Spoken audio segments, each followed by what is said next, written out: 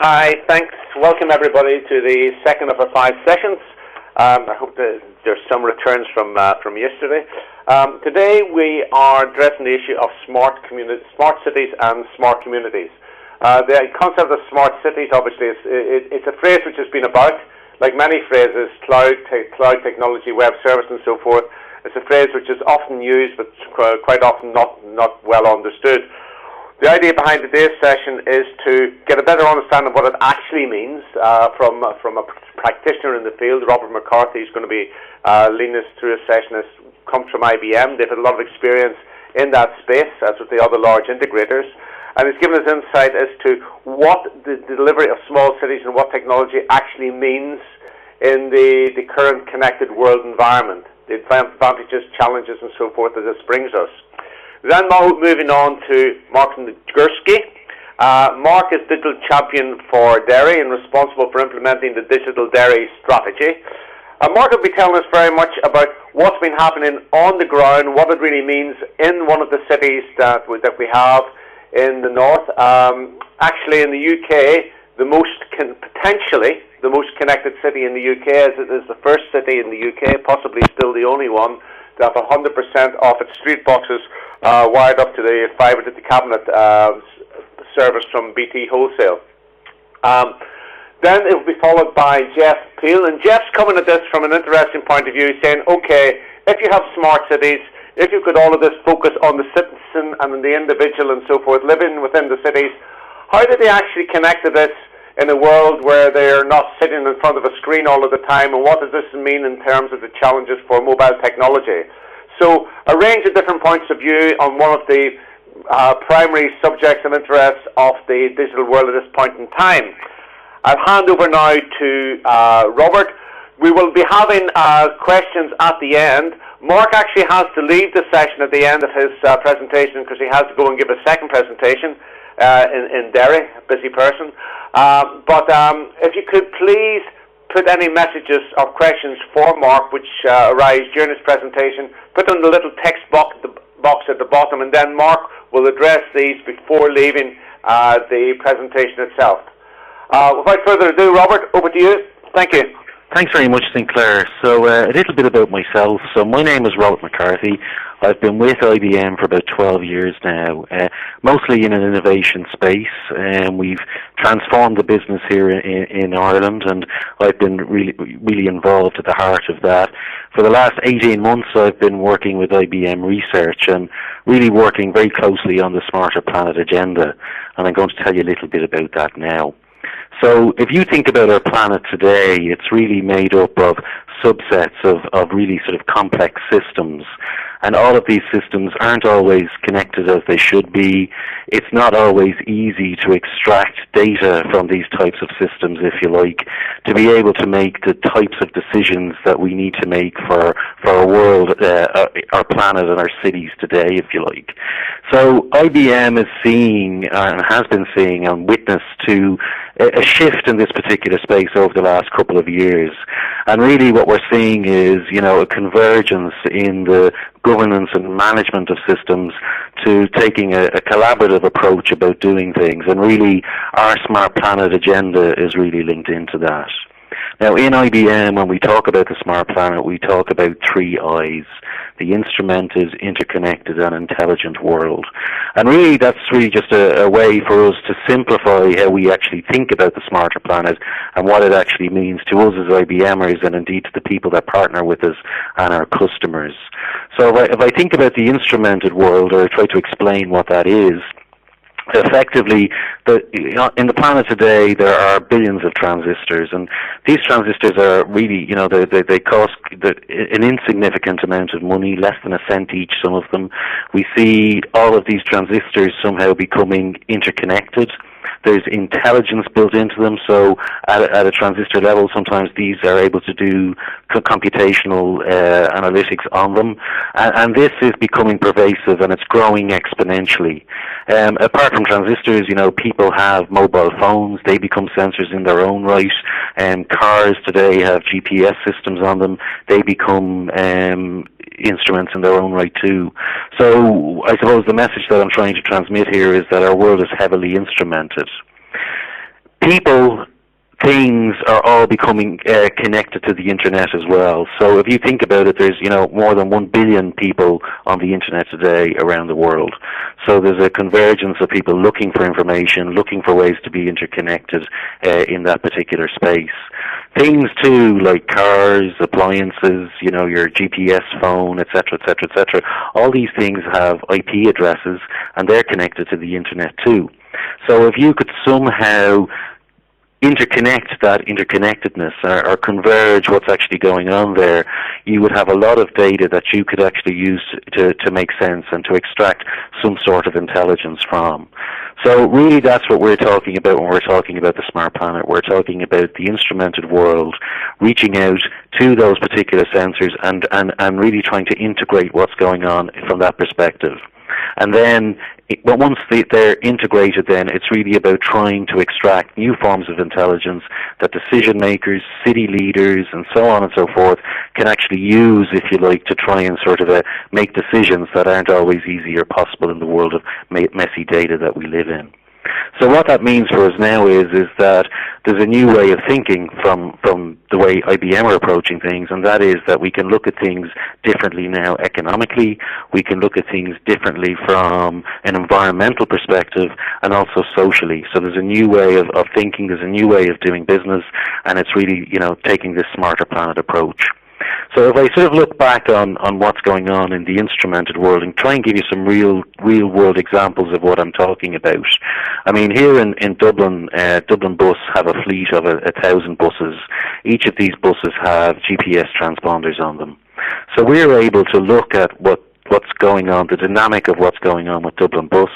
We're able to basically see how the buses are interacting with the system, with their environment, how they're moving, are they running on time, etc., etc., etc., and really use that data then to give back to citizens so that they can see real-time information about buses. But not only that, give it back to, if you like, the transport companies and other companies that will be interested in it, so that we can build up a multimodal view of transport in the city. All that data, though, is messy and it has to be cleaned up. So if you think about the Dublin Bus information, when we actually look at that data originally, it's very messy. You see buses driving along the Liffey at 300 kilometres an hour and so on and so forth. So we really need to be able to take an intelligent approach to going in and sort of cleaning up that data too. So that's sort of, some examples there of data in a transport perspective. Other work that we've done here in Ireland is off the coast of Galway Bay. So the Marine Institute of Ireland are really charged with, I suppose, developing the sea ecosystem for Ireland Inc., if you like. So they would have deployed a number of buoys off the coast of Galway, and again, those buoys start streaming data in real time back to the Marine Institute. So we were able to tap into those sensors and look at what was going on environmentally, so understand sea state conditions, look at weather change as it's actually happening. But not only that, use the data, if you like, to interconnect into, say, ocean energy developers, to fishermen in the particular area, to tourist people in the particular area, and really create a vibrant ecosystem based on that sensor data. So the other thing then that's really important when you think about all of this, all of these sensors and all this information is people. So if we think about people as sensors as well, they're connected to the internet through their interaction on the internet. But everybody's got a mobile phone. There's quite a lot we can actually tell from people's calling patterns. For example, we did some work with MIT in the US, and we were able to look at the trends of how people were calling, where they were calling to and from, how they interacted with their boundaries and their surroundings, and so on and so forth. And when you build up that type of data, it actually helps you as well in a city context, or how people actually relate to one another. And then, of course, there's the emergence of smart cards for travel and so on and so forth. So again, there's lots of information that we can build up from people's interactions, people's movements, and their habits, if you like, in an ecosystem.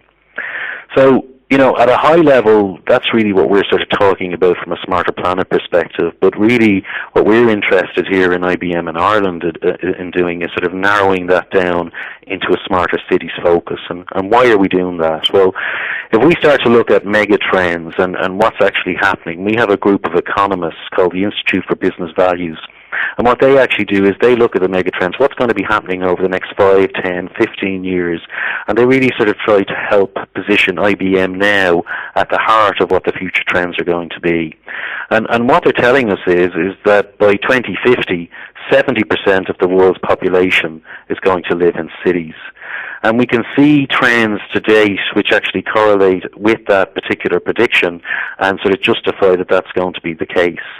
So if that is the case and that is the situation, well, that means that, cities, we need to start thinking about them as living organisms.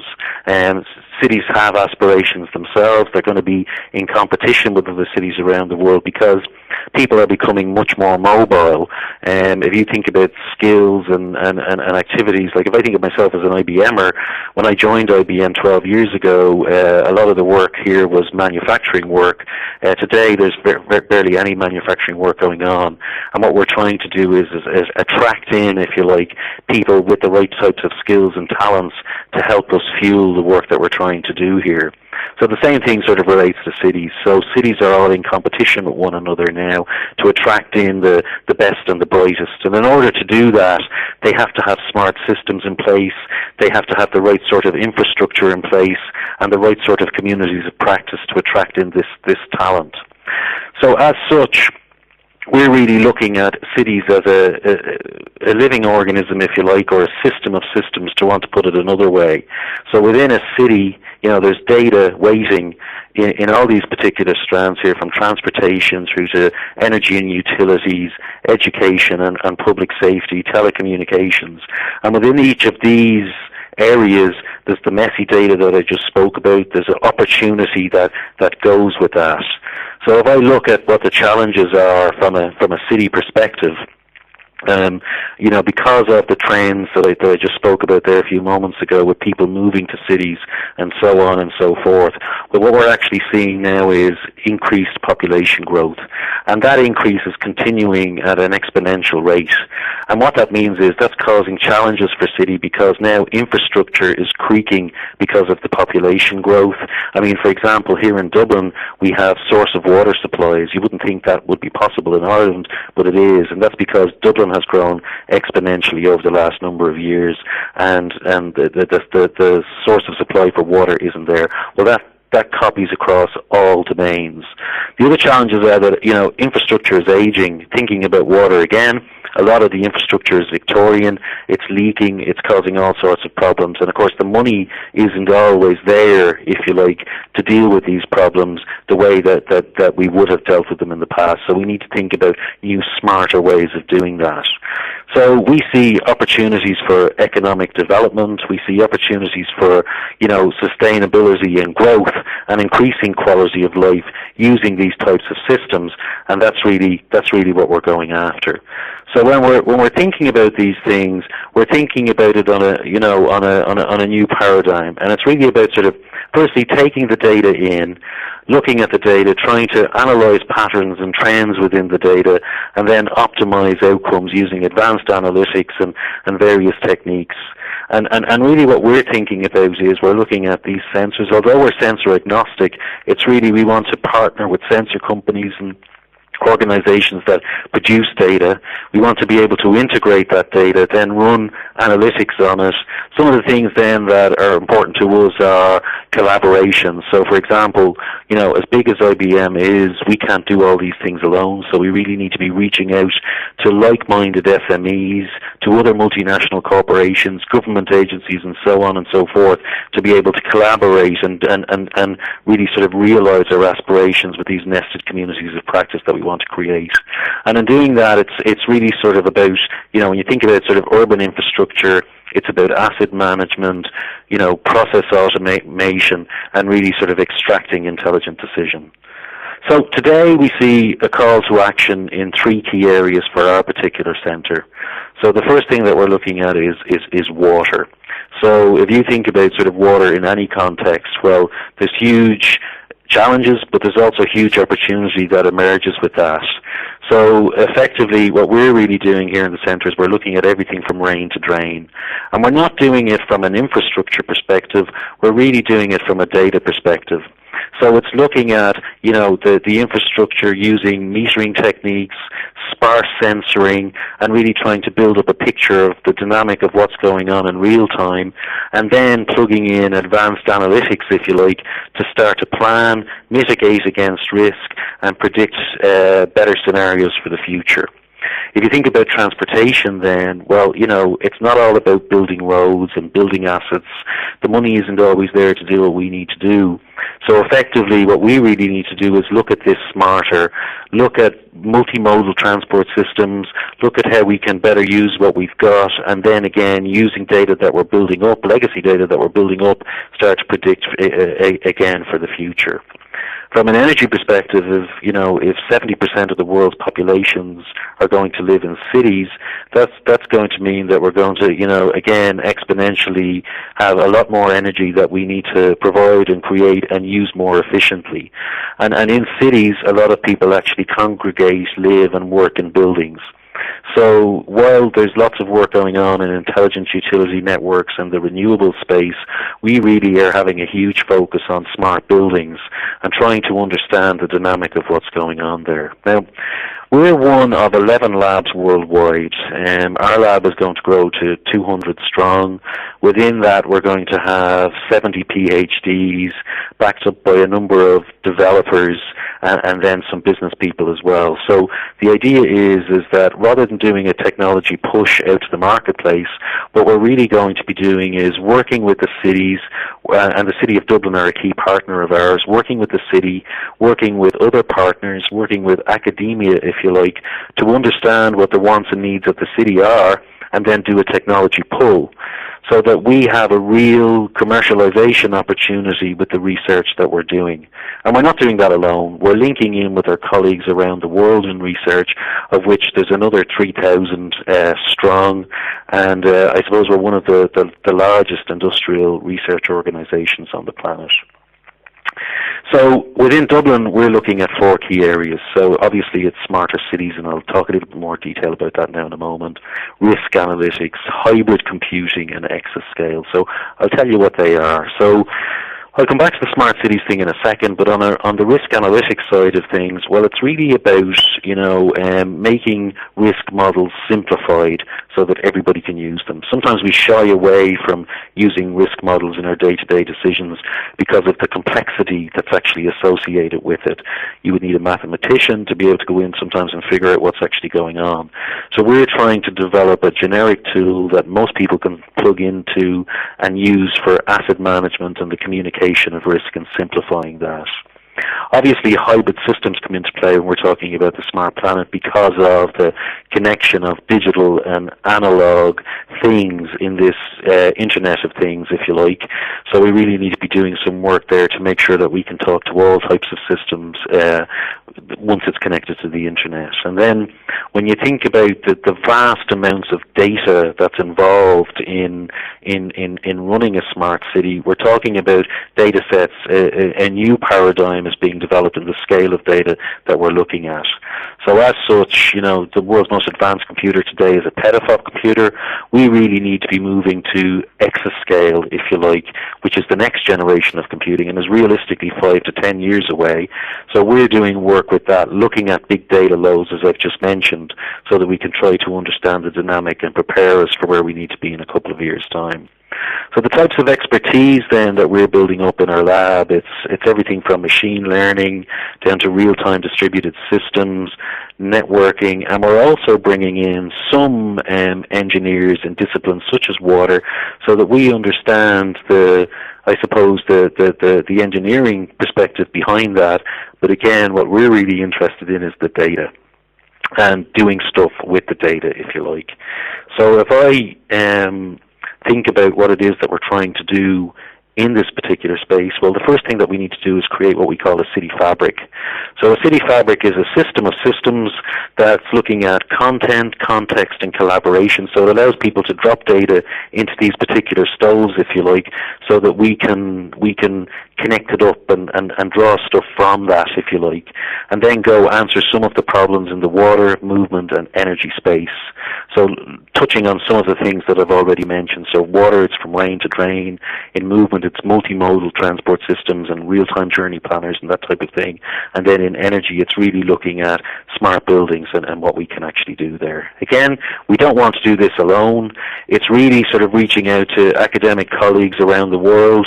It's working with other industrial partners as well, and be it SMEs, be it multinationals, really working with cities and regions, and then developing technologies that we can push into the IBM brands and sell worldwide. Just one point before I finish. Really, when we're thinking about, SMEs, they can go a lot faster than we can go sometimes. And like-minded SMEs, that is SMEs that are playing in what we call the Smart Planet space, we're interested in finding out about those companies. And just recently, last year, we had a Global Entrepreneur Final, which we called Smart Camp, where IBM reached out to like-minded SMEs that are playing in the same space, and we ran a Dragon's Den type event with them, and we would have announced the smartest SME from an IBM perspective on the planet. Okay, so that was one winner, but there were 200 or 300 companies in there that we would have reached out and worked with and started to help them with IBM technology, started to partner with those in some of these novel spaces. So, if people are interested, they should really go and look up about that and see if it's an area of interest to them. This is really just a slide sort of depicting some of the areas that we're working on from a smart data perspective. So it encompasses everything from banking down to real world work opportunities. So I hope that was interesting to you. It's really just a high level overview, if you like, of what it is that we're doing. We're very interested in partnering with like-minded organizations, and we're open for business. So hopefully you'll take up the challenge. So with that, I'm going to hand over now to my colleague Mark Nagurski, and Mark is going to talk about digital dairy and digital entrepreneurship. Thanks very much, Robert. Let's see if I can get hold of this thing here. So I'm going to obviously come at this as a slightly different perspective. What Robert was talking about is extremely exciting, and I think for us looking at it, as a city of about 100,000 people, it can be a little bit daunting in a way.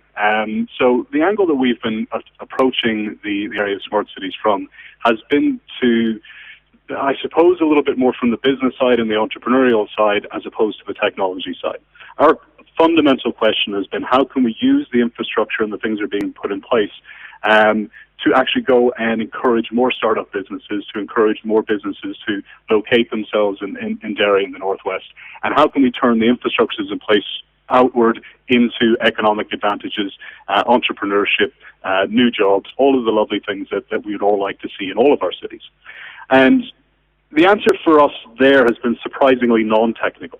Obviously, we work, hand in glove with the likes of Derry City Council and the local regeneration company ILEX, and we know, obviously, what's coming down the pipe in terms of, kind of looking back a year, what was coming on stream with Project Kelvin, what BT were planning for their fibre rollout. So we obviously aware of these things, but our job, I suppose, with Digital Dairy has been very much to turn around and say, right, how can we use these things to go and get new companies started? How can we use these things to attract companies into the region? How can we use these things to allow people to experiment? How can we use these things to get more ideas out of the university and into businesses? And those are the questions that we've kind of been preoccupied with. But the more time we've spent doing that, the more we've actually moved away from a lot of the technology and into a lot, I suppose, softer skills, if you want to put it that way. More about business development, more about branding, more about marketing and promotion, rather than actually digging down deep into the technology. Not that we want to ignore it, but we have to kind of assume that, within our universities and the people that we have working here and the companies we have working here, that expertise and that knowledge is there, and our job is to find the best ways of unlocking it and putting it to use for economic advantage of the city. So just to give you a very brief bit of background, Digital Dairy started about, I suppose in some ways it started about 2 years ago with the local stakeholders looking at different industries that potentially had opportunities over the medium to long term. Digital ticked a lot of boxes. It played well to a younger population. It wasn't as relevant where we were seated geographically. If anybody doesn't know, Derry is on the west coast of everything, basically. So we wanted to make sure that it didn't make that much of a difference. And we also wanted to make sure it played to the strengths of things like our connectivity through Project Kelvin and what BT were discussing with us at the time. So that, given sort of 12 months ago or so, we actually kicked off proper. The remit was very straightforward in that our objective was to start new businesses. We didn't know how many, we didn't know what particular sectors, but we knew we needed to build some momentum behind it. So the very first thing that we did is we looked at what companies we did have, where were our strengths, where were our weaknesses, and we realized very quickly that one of the missing things was something of a rallying point, a brand, so to speak, that people could actually get behind and identify with. So we decided to create this concept of digital dairy. And as opposed to digital dairy being a project of any particular type or any particular program delivery, it was a very conscious decision from the outset that we wanted to create more of a brand, something that anybody, whether they were working in film or television, mobile technology, smart cities, whatever it might be, could align themselves with. So it had to be reasonably generic, and it also had to be very aspirational. So the very first year has really been about building that brand, getting people excited about what we're doing, and really kind of making as much noise as we possibly could about the kind of ideas and concepts and where the potential was within the city. Now, simply by doing that, it's been surprising that we've been able to, in raw terms, in head count of number of digital businesses in the city, has increased by about a third in the last 12 months. Now, again, that's from a reasonably low base. We're probably talking 65, 70 companies to start with, but there's now in excess of 100. And that's been purely from cheerleading from the front, talking about what's going on and encouraging people to take their ideas and run forward with them. So, given the fact that we've focused on building the brand and making some noise, what we've been trying to do is line people up to get involved in the sector, line people up who maybe wouldn't have previously thought about starting a company, and line other companies up from other regions within the island who may want to relocate here or see advantages of being involved here. Having done that, we've set ourselves a new target, and that's kind of what I want to talk a little bit about, that between now and 2015, we want to either start or attract 100 new digital startups to the city. So putting that in a little bit of context, our digital industries are indigenous ones, so excluding the likes of the Seagates and Fujitsus and Allstates that we have in the city. Our indigenous digital industries account for, there's roughly about 100 companies, as I said. They account for somewhere in the region of about 40 million a year in turnover. And so to add another 100 into that mix would effectively double that figure. And we see that as the real tangible economic benefit of pushing this agenda and talking about this and promoting it as much as we possibly can. We don't want to be too prescriptive about what kind of companies those are. Again, we see infrastructure as just that, infrastructure. It's something that makes things possible rather than dictates what things we should be doing. So it is just as viable for us to talk to a animation company about rendering large animation files and shipping those across the world because we have the connectivity to do that. So we're quite happy to look at a lot of different areas. The ones that are on your screen now are the kind of ones that we've had some, joy with, we have some track record in. They tend to lend themselves a little bit more to the creative industries, to content development rather than technology, rather than, say, software development, for example. But again, they are a starting point rather than a prescriptive, we must do these type of businesses. So really our attitude is anybody who comes forward with a good idea, we're quite happy to work with them and help them develop it. But ultimately for us, we don't have a track record of having dozens of companies of scale operating in dairy in the Northwest. So for us, it really has to come from the startup community. It has to be about entrepreneurship. It has to be about new business. So we've kind of taken this approach from the outset that says starting ideas is a great thing.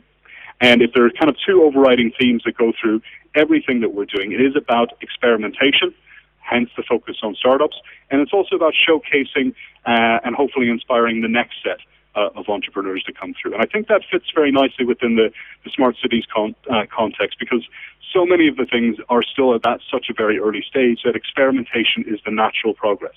We have to be able to experiment. We have to accept that some of the things we're going to do are going to be fantastic. We also have to accept that some of them aren't going to work at all. As Robert was mentioning in the first presentation, there are specific skills that have to be developed in technology, but also in entrepreneurship and business. And again, that's part of the experimentation. How do we grow these skills? How do we get the great ideas which are locked up in our companies and our universities, and how do we get them out into the marketplace? So our focus on The startup sector is very much geared towards that. It's about encouraging experimentation and encouraging people to try new ideas.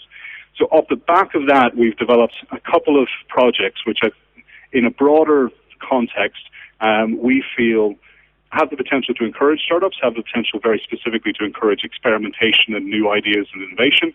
And realistically, from our point of view, being a fairly small city, we know we have to do that within a budget as well. So I just want to run through a couple of the projects we're actually doing, and then at the end I'll be more than happy to take any questions. So the first thing we're doing is we're putting lots of small money, and I'm talking literally from a couple of £1,000s, into lots of little projects and lots of little businesses. We tend to run those as competitive funding opportunities or competitions, but we simply put out open calls for people to come forward with ideas. They're generally themed. We may say, we're looking for ideas that make best use of the connectivity within the city. We're looking for ideas that tie in with the City of Culture. We look at different themes from time to time, but broadly speaking, we're just looking for people to come forward with their raw ideas and their willingness to go forward and experiment with those ideas and hopefully start new businesses. We've identified that first very small sum of money as being often the barrier between somebody who's sitting maybe in a university or sitting with an existing business, or maybe has just graduated. That first very small sum of money, which can be as little as £2,000 or £3,000 in some cases, more typically sort of between the £5,000 and £15,000 range. That first bit of money is generally the biggest barrier to them having a go at those ideas, trying those ideas, getting a prototype built, getting something into the marketplace, so we can determine whether or not it is economically viable in the longer term. So we have a number of seed competitions that run throughout the year, and tying together with other things which are available within the Northern Ireland context, within organisations like Department of Culture, Arts and Leisure, there are plenty of little small funding opportunities which directly address that first seed capital point. And realistically, at this stage, I think we've got it to the point where anybody with an idea anytime across the calendar year, they're no further away than 2 months from the next funding call for some sort of seed money. And again, we've been able to do that on very small sums. We ran one of our first seed competitions in March of this year. Our total budget for that seed competition was £10,000. It actually ended up producing 7 new companies in the city just off the back of that. It wasn't even the case of getting the money. A lot of times it was just the impetus to get up and try an idea. We're also very intent on focusing on students. Those can be students at undergraduate, postgraduate, whatever level it may be. We feel, particularly at the rate of change and how quickly the entire sector is progressing, both from a digital content point of view, smart cities, the whole space, the rate of change is almost impossible to keep up with.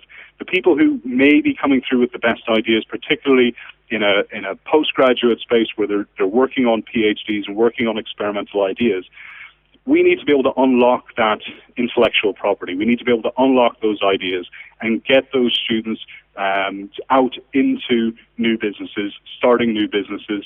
And our focus really over the next year or so has got to be on how do we do that effectively and at scale.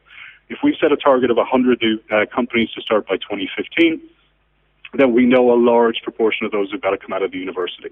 So we're working very closely with the University of Ulster at Magee. We've actually designed a new course module which actually rolls out. We're having the launch event for it in about 2 weeks' time. And that will actually allow students in their final year to forego a final year project and actually start a business during term time itself. So instead of having to wait until they graduate, wait till they can go and play with these ideas in the real world, we're encouraging them to do it as part of their degree. So they will actually have to start the business. They will have to go through that learning curve, the entrepreneurial and business side learning curve, but also execute technically on the ideas that they have.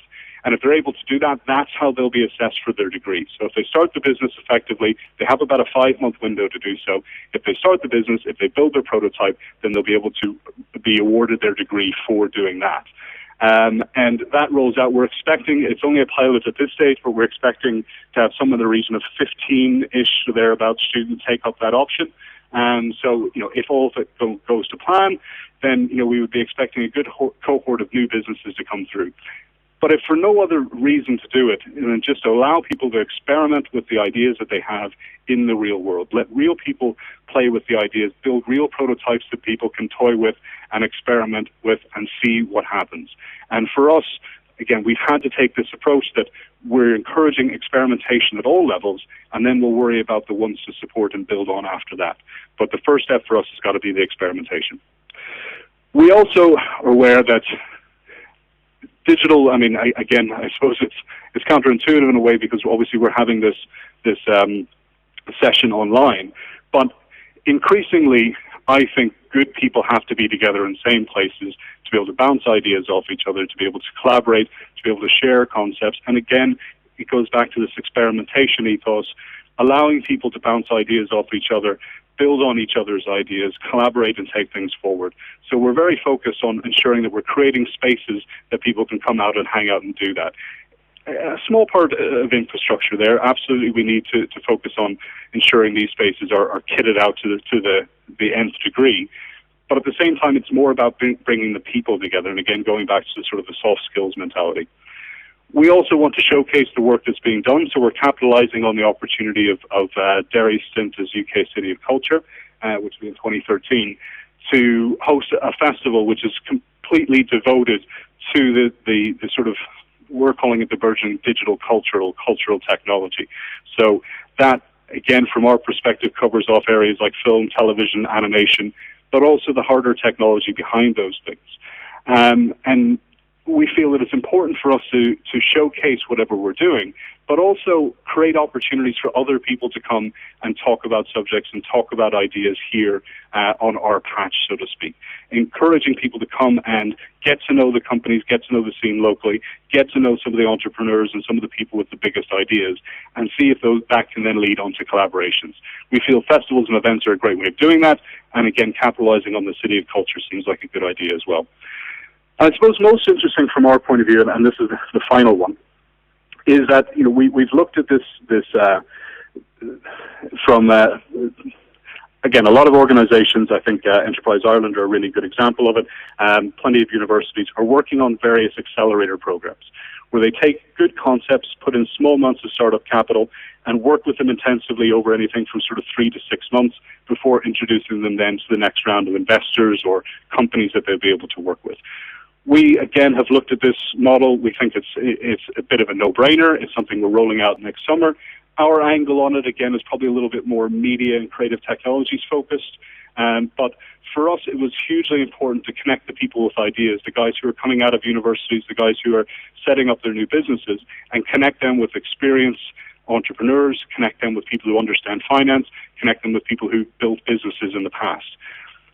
And the way I suppose that all wraps up mentally for us is that the infrastructure that's being developed and the concept of smart cities as it's taken forward, I don't think anybody can argue that the opportunities there are absolutely immense.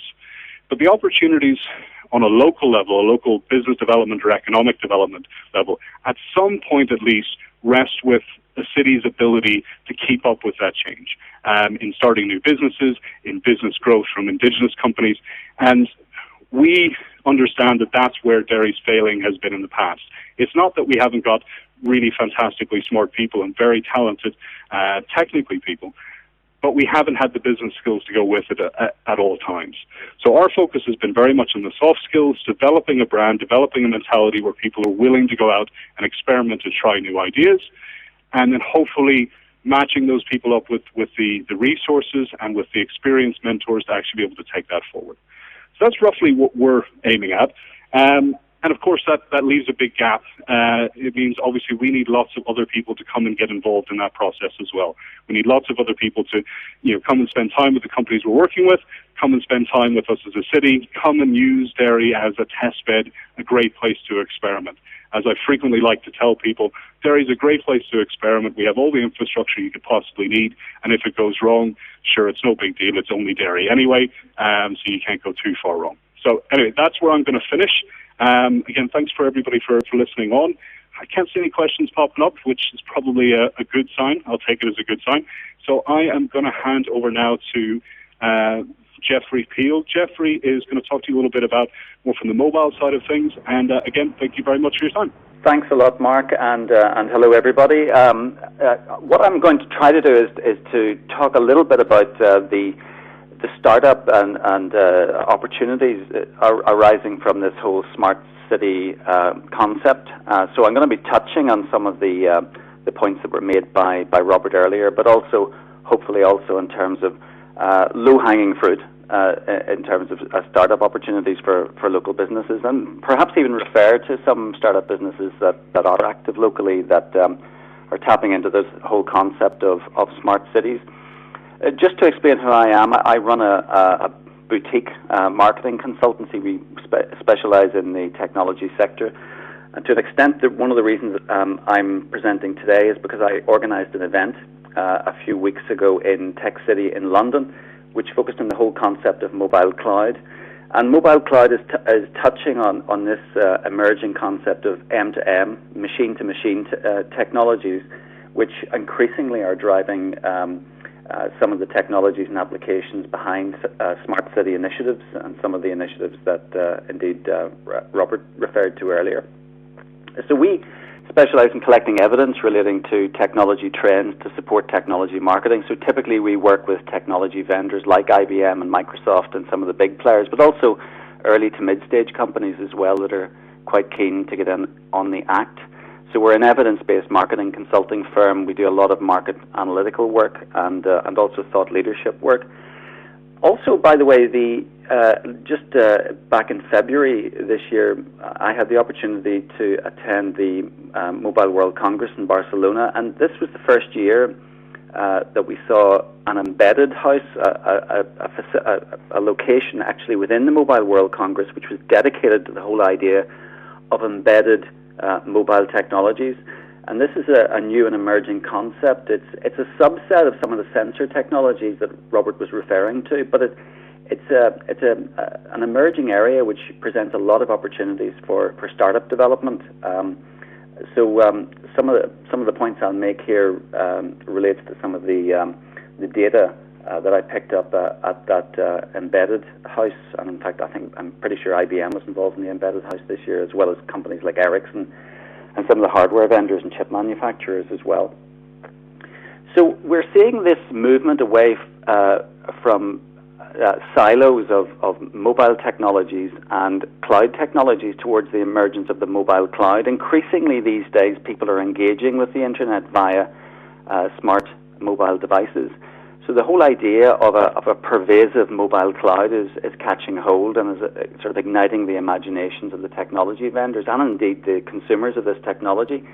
So mobile technology is obviously verging on ubiquitous. Just about everybody has a mobile phone, but increasingly just about everybody appears to have a smartphone. The adoption of smart phone technologies and tablet technologies is really quite remarkable. I'm going to show you some data relating to that. And to an extent, this is feeding the whole concept of machine-to-machine technology as well and mobile cloud technologies. But the key thing, I think, to get across is that the perceptions of computing are completely changing as a result of this mobile pervasiveness, the fact that we can access data much more easily than we used to be able to in the past. And it's transforming user expectations. So to an extent, this is having an impact on how businesses and enterprises are behaving as well. There's the whole idea of BYO, bring your own device into the workplace, and enterprises are having to embrace consumer devices in the workplace and adapt to meet the user needs. So the whole concept of mobile cloud is really consumerizing in terms of enterprise computing as well. Also, we're seeing this mobile democracy. We've recently been through the Arab Spring, and in fact the revival of the Arab Spring in Egypt, the Arab Autumn is being called now. But this citizen discontent and has been fueled by the wide availability of social networking tools on smart mobile devices. About half of all Facebook interactions now are via mobile devices, and there's even a number of economists that are suggesting that we're seeing the emergence of the whole concept of mobile democracy because of the increasing availability of smart devices, even in sub-Saharan Africa. And in fact, the economies of these nations are changing. The highest rate of adoption of mobile wallet technologies in the world is in Kenya. So, in fact, the World Bank indicated that a few years ago that a 10% increase in mobile penetration results in 1.2% increase in GDP. So this is all being fueled by this, the fact that we're moving, or the form factor of the technologies that we're using to access the internet is fundamentally changing. And in fact, this year we saw the tipping point, the inflection point, where the combined sales of smartphones and tablets, in fact, overtook sales of personal computers. So it's all having its consequence. And in fact, this is a quote from Ian Struhl of Analysys Mason, one of the bigger analyst firms, that really we haven't seen anything yet. The next wave of mobile adoption is going to be fed by this concept of M2M, embedded mobile applications, because if everyone's running around with these pervasive cloud-connected mobile devices, suddenly we get into a new realm where we see these non-personal, data-only mobile devices creating, as Robert was suggesting, a vast amount of data which can then be accessed and used by mobile devices. So we're getting into the domain of new types of democracy, new social structures, new types of collaboration and communication, and new marketing processes as well. The growth is exponential. There's no vertical numbers here. What this chart from Analysys Mason is trying to get across is the fact that we're seeing an exponential growth of these M2M devices. Some people are saying that within the next 10 years we'll see literally billions of SIM-enabled mobile devices. Just yesterday I attended a series of presentations hosted by eSynergy with a number of local firms pitching for early-stage funding, and very basic devices now are being enabled with SIMs. There was one company pitching a product called Tank Commander, which is essentially a bolt-on to your central heating tank, which means that if anybody interferes with the tank to steal your heating oil, which is a major issue these days, this device sends an SMS message to your phone, and if the fuel tank continues to be tampered with, then it'll set off your home alarm system. A very simple usage case of M2M technologies in action. Another company, Cool Sky, manufacturing a simple home controller for solar panels, but again with a future upgrade path towards M2M connectivity as well. So the availability of these devices is growing exponentially and being driven by smart city initiatives as well as consumer applications for embedded mobile technology. So the vast increase in mobile network coverage and particularly coverage into less developed economies and backhaul capacity being improved as well, we see an increasing adoption of these types of technologies. Telematics and telemetry, namely measurement made at a distance to provide us with remote sensing technologies, again enabled by embedded SIM technologies. So this is all going to provide a radical growth curve for these embedded M2M technologies. And new 3G applications coming in as well, and 3G adoption increasing geometrically in less developed economies.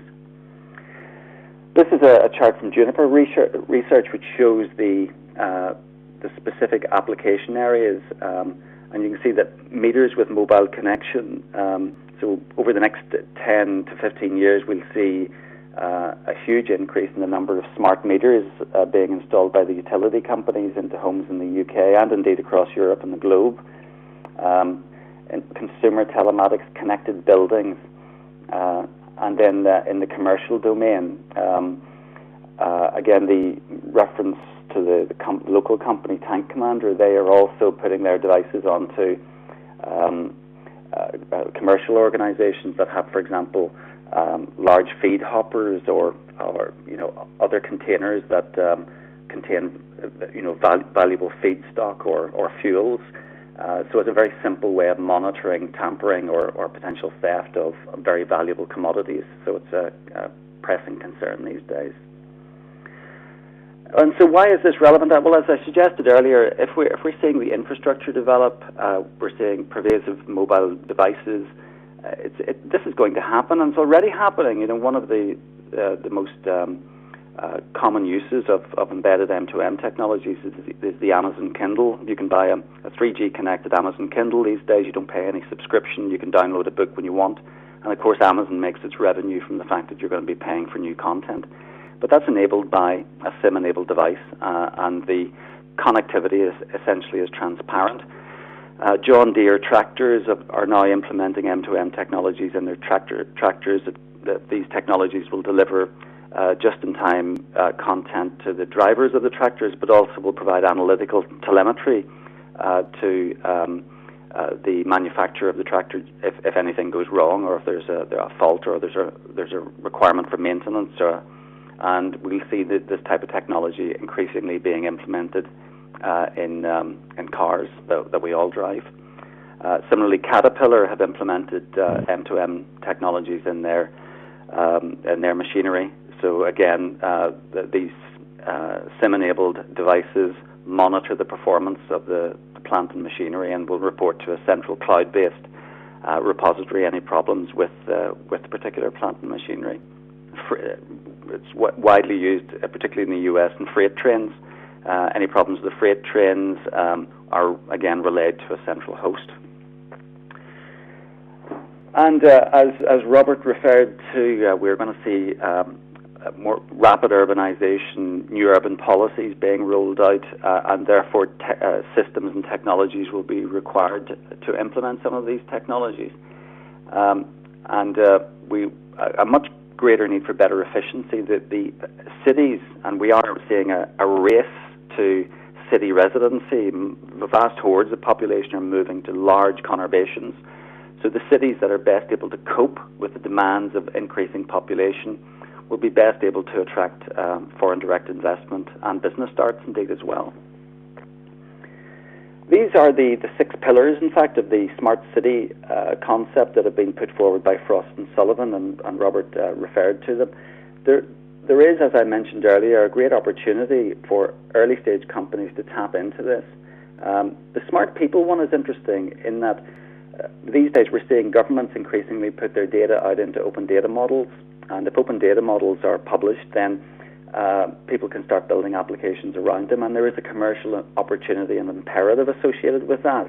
For example, in the case of the Boris Bikes application in London, there was an open competition put out for organizations to pitch to develop that application because it was based on open data, and therefore it gives opportunities for early stage companies to build applications. So if you want to get a Boris bike and you want to see the location of the various facilities and where the bikes are located, with an iPad application you can easily see that because of the availability of that open data.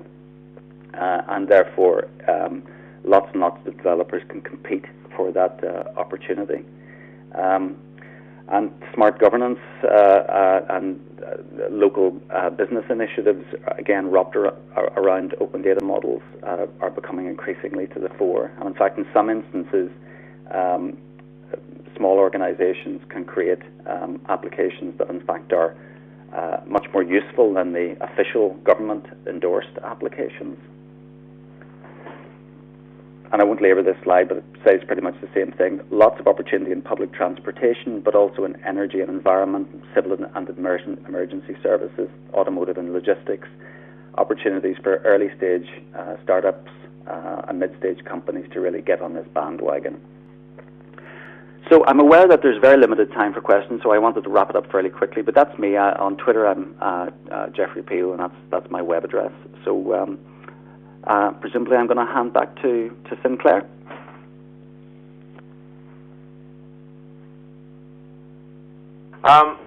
Okay, we've got 5 minutes in the official timetable. So if anybody's got questions, put them up on the question and answer. There's a couple which come up already, or ask them. Any which you don't manage to get answered during this, we'll answer later on. First one, actually, I think it came in at the back end. Paul Brewster came in at the back end of Mark's presentation, where I think you correctly said, but surely what Mark was talking about doing in the sector is not just digital. It could be about startups in any activity. I think you're absolutely right, and it's not only about startups in any activity, but any even existing businesses which can grow in any business sector. That they should be developing closer links with the schools, communities, universities, and so forth. And we need to be creating in our business parks, and I think in chambers of commerce and the business associations and environment, which will encourage this to happen. What's interesting, from my perspective, is that actually the spur which focusing on the digital platform has given us has exposed that need in that sector, but it's actually relevant to everywhere. And another point which is important, of course, is that the digital platform advantages are absolutely not only for digital or computing or digital media companies. In Northern Ireland, indeed, the vast majority of the benefits we're going to get from the digital platform, the vast majority of the benefits we're going to get from smart cities and so forth, are for other types of businesses and other types of social activity. That said, there's a massive opportunity given to us by things like smart cities for electronic companies. Yeah, I would agree with that. And in fact, some of the collaboration opportunities, cloud-based collaboration and so on, that affords opportunities to schools and community centres and all sorts of organisations to organise themselves much more efficiently and keep people in tune and updated and communicated with much more efficiently as well. And if I could just add a point as well, I mean, when you're talking about sort of low-tech companies, I know two guys who were foresters down in County Cork, and effectively they had an intrinsic knowledge of, what happens in a forest, when is the right time to fell it, and so on and so forth. And they had this idea about trying to do this smarter. So they reached out to the local university. They hired a software developer, and they basically wrote an app for actually doing that. And they developed technology for scanning a forest, right? And they ended up winning the Smart Camp finals in Ireland that particular year. And then they became a worldwide company, because what happened was then IBM liked what they've got. They sort of helped them develop their technology further, and now they're sort of they're working in Australia and Norway, and they've really been sort of a real example of taking something low tech and turning it into something smart and intelligent. And that company's called TreeMetrics, and anybody can go look at them on the web. Okay. There's another question in from Jimmy Stewart. Which is there any plan to set up a hack space anywhere in Northern Ireland? I personally am not aware of any, but is anybody else either on the call or on the audience aware? I'm not aware of one as such. There are a number of organisations that organise these hackathons, and I know that the recent Build conference that was held in Belfast would certainly contain, or the attendees would certainly be the types of people who would want to organise such a thing as a hack space or a hackathon. So perhaps the organisers of Build would be the people to contact, Jimmy, if you're interested in finding out more, or perhaps even encouraging a group of people to do something or take an initiative. I think it's a great idea. Okay. Any other questions in from the audience in the Q&A little panel on the bottom right-hand side? Okay, if not, the good news is we have actually successfully uploaded yesterday's presentations and accompanying voice over on the DNI 2020 site. I don't know why that should come as a surprise to me. I haven't spent 30 years in the industry, but every time it works, it still comes as a surprise. We'll be uploading today's later on, and indeed then all of the sessions will be available later on. Thanks very much for those of you who've given your time today to join. Sinclair, I noticed there's one other question in there from, or a couple of questions, Jimmy and Dermot. Dermot Lynch Well, Dermot, I'll give you a plug. Any smart examples of local Northern Ireland companies that are profiting from the mobile cloud? Well, probably your own company's doing pretty well. Switch New Media, a fabulous company that is developing online social media optimized conferences and web stream conferences, but there are many. eSynergy would be a company to contact. Lots of really interesting mobile cloud pitches yesterday at their investment readiness program, and so lots and lots coming through, and it's really encouraging to see. In fact, we would probably have one of the strongest clusters of mobile cloud companies in the UK. So it's really encouraging. Okay. I actually went too fast. I did manage to break the technology because I still haven't seen Dermot's question. Anyway, those of you who have enjoyed today's session and the Digicity session, encourage your friends, colleagues, and customers, suppliers. Get on to the following 3 sessions we have. Tomorrow we're going to be talking about cloud computing, and then on Thursday, important session, particularly for Northern Ireland. What does all of this mean, and what are the opportunities for small to medium businesses, which really is the core of the business activity in Northern Ireland, and that's businesses of all type. And final session will be looking at what it means to the citizen. Thanks very much for your time, and goodbye.